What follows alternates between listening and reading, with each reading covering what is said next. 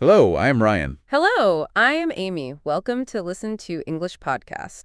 We're going to be exploring 5 surprisingly simple everyday habits that can truly make a difference.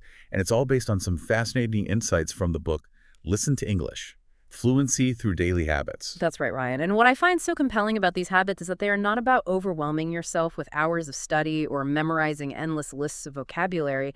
Instead, they focus on seamlessly integrating English into your daily life in ways that feel natural and manageable regardless of your current English level. Okay, so let's dive right in. The first habit that really caught my eye is the idea of talking to yourself in English. Now, I know that might sound a little strange at first, but the book suggests that it can be a surprisingly effective way to improve fluency. What's your take on this, Amy? Well, Ryan, it might seem a bit unconventional, but there's actually a lot of scientific evidence to support the benefits of self-talk in language learning. Studies show that when you vocalize your thoughts, describe your surroundings, or even just narrate your actions in English, you are essentially training your brain and your mouth to become more comfortable with the language. So it's not about striving for absolute perfection or worrying about making mistakes. It's more about getting those words flowing naturally and building up that confidence to actually speak. Exactly. It's about creating a safe space for yourself to experiment with the language without the fear of judgment. And over time, as you get more comfortable with this habit, you'll find that speaking English becomes more automatic and effortless. That makes a lot of sense. I know for me personally, one of the biggest hurdles to fluency has been overcoming that initial hesitation to speak. So I can definitely see how talking to myself in English could help to break down those barriers. Now let's move on to the second habit, which focuses on making English a part of your everyday life, even when you're not actively studying. Ah, yes. This is all about the power of passive learning, a concept that I am particularly passionate about.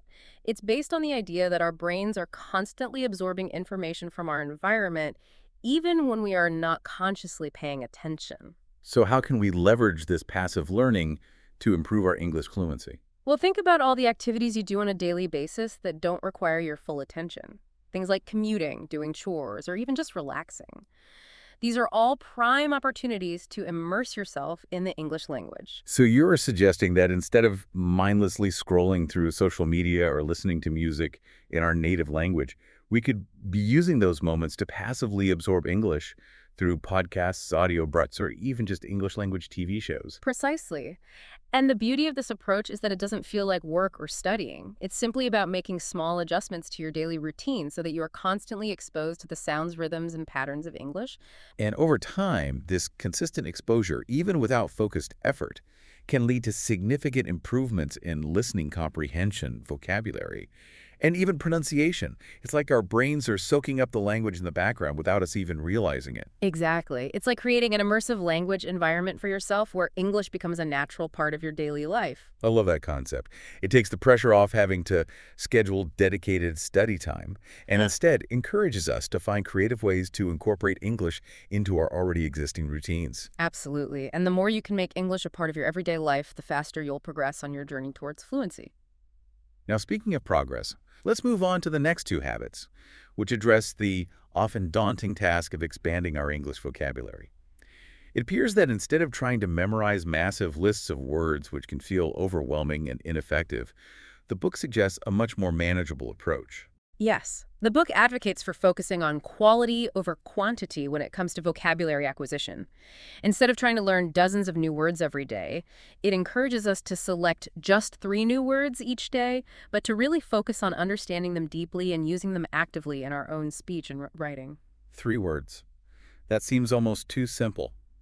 But I can see how this focused approach would allow us to really internalize those new words and make them a part of our active vocabulary rather than just fleeting definitions that we quickly forget. Exactly. It's about making those words meaningful and relevant to our own lives and experiences. And that brings us to the 4th habit, which goes hand in hand with learning new vocabulary.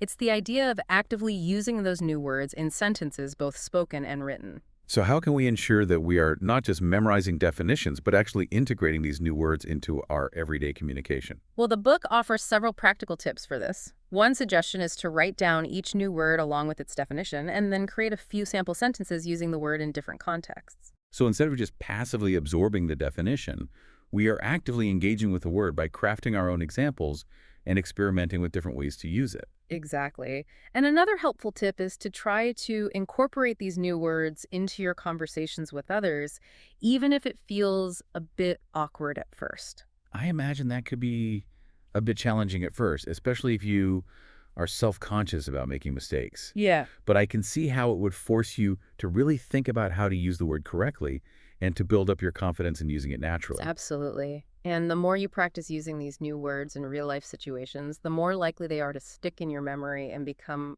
a permanent part of your vocabulary. All right, so we've covered the first four habits, which have focused on creating an immersive English environment, building up our speaking confidence, and expanding our vocabulary. Now let's move on to the fifth and final habit, which is arguably the most challenging, but also potentially the most transformative. It's the concept of training your brain to think in English. This is where we really start to delve into the deeper levels of fluency, Ryan. It's about moving beyond simply translating your thoughts from your native language into English, and instead training your brain to process information and formulate thoughts directly in English. Now, I know that sounds incredibly difficult, especially for those of us who have been conditioned to think in our native language for our entire lives. But the book suggests that it is possible to rewire our brains to think in a different language with consistent effort and practice. That's right. And while it may seem daunting at first, there are actually several simple techniques that we can use to start shifting our thinking patterns towards English. So how do we actually go about training our brains to think in a different language? What are some practical steps that we can take? Where one effective technique is to start by labeling objects around you in English. As you go about your day, make a conscious effort to name everything you see in English instead of your native language. So instead of thinking table in your native language, think table in English. So it's about building those direct connections between the objects in our environment and their English names without having to go through the mental translation process. Precisely. And as you get more comfortable with this, you can start to expand it to other areas of your life. For example, when you are describing your feelings or emotions, try to do so directly in English instead of translating from your native language. So instead of thinking, I feel happy in your native language, you would consciously think, I feel happy in English. It's about immersing yourself in the language, even in your own internal monologue. Exactly. And as you practice this consistently, you will find that you are able to access your thoughts and ideas more quickly and effortlessly in English without having to constantly translate back and forth. And this increased fluency in thought will naturally translate into more fluent and confident speaking and writing. It's like removing the mental roadblocks that have been hindering our progress. Exactly. It's about achieving a level of fluency where English becomes an intuitive and natural way of expressing yourself. This is all incredibly fascinating, Amy. I'm already starting to feel inspired to implement some of these habits into my own daily life. But before we wrap up this part of our discussion, I am curious to hear your thoughts on how listeners can overcome the initial hurdles of implementing these habits, especially if they feel overwhelmed or discouraged at first. That's a great question, Ryan. And I think the key is to start small and be patient with yourself. Don't try to do everything at once. Instead, choose one or two habits that resonate with you the most and focus on integrating them into your routine gradually. So it's about building a solid foundation with those one or two habits and then gradually adding more as you feel more comfortable and confident. Exactly. And remember that consistency is key. These habits are not about quick fixes or overnight transformations.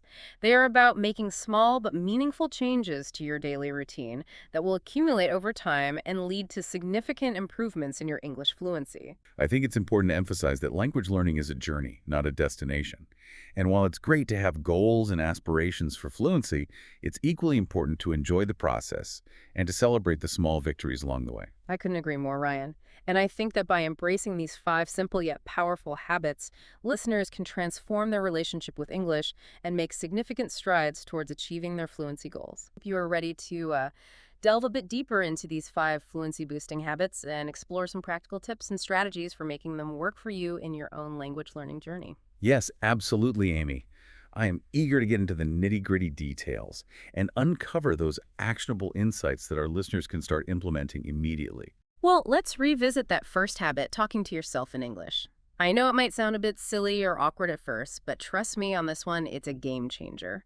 Studies show that even a few minutes of self-talk each day can have a significant impact on your fluency. I can definitely attest to that, Amy. I used to feel incredibly self-conscious about speaking English out loud. But once I started incorporating this habit into my daily routine, I noticed a dramatic improvement in my confidence and my ability to articulate my thoughts more fluently. That's fantastic to hear, Ryan. And for those who are still hesitant about talking to themselves out loud, I encourage you to start small. You don't have to launch into a full-blown monologue right away. Just start by narrating your actions as you go about your day. For example, you could say things like, I am brushing my teeth, or I am making breakfast. And as you get more comfortable with that, you can start to describe your surroundings in more detail, or even have imaginary conversations with yourself in English. Exactly. It's all about creating a safe space for yourself to practice and experiment without the fear of making mistakes.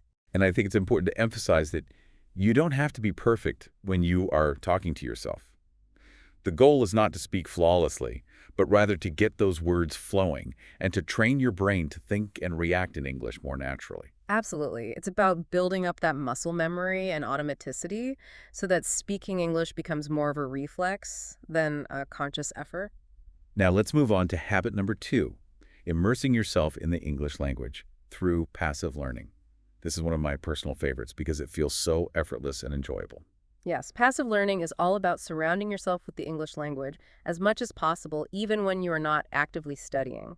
It's about making English a constant presence in your life so that your brain is continuously absorbing the sounds, rhythms, and patterns of the language. The beauty of it is that you can do it while doing other things that you already enjoy, like listening to music, watching movies, or browsing the internet. Exactly. There are so many ways to incorporate passive learning into your daily routine.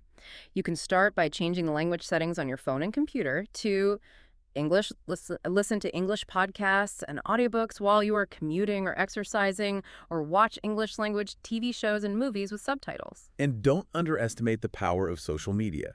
You can follow English-speaking accounts on platforms like Instagram and Twitter, or join online communities and forums where people are discussing topics that interest you in English. That's a great point, Ryan. Social media can be a fantastic tool for passive learning because it exposes you to authentic language use in a variety of contexts. And it's a fun and engaging way to stay motivated and connected with the language. Now let's transition to habits 3 and 4, which focus on actively expanding your vocabulary. It appears that the book recommends focusing on just 3 new words each day, which seems like a manageable number. Yes, the idea is to choose quality over quantity when it comes to vocabulary acquisition. Instead of trying to cram your brain with dozens of new words each day, focus on selecting just 3 words that are relevant to your interests and goals, and then really delve into their meanings and usage. So how do you suggest people go about choosing those 3 words each day? Is it about actively seeking them out, or simply noting down any unfamiliar words that they come across in their daily life? I think it can be a combination of both. You can actively seek out new words by reading articles and books in English, watching documentaries, or listening to podcasts on topics that interest you. And you can also make a habit of jotting down any unfamiliar words that you encounter in your daily life, whether it's in a conversation, a song, or an advertisement. And once you have chosen your 3 words for the day, the next step is to really get to know them intimately. Exactly. Don't just memorize the definitions. Look up the words in a good English dictionary or online resource, and pay attention to the different contexts in which they are used.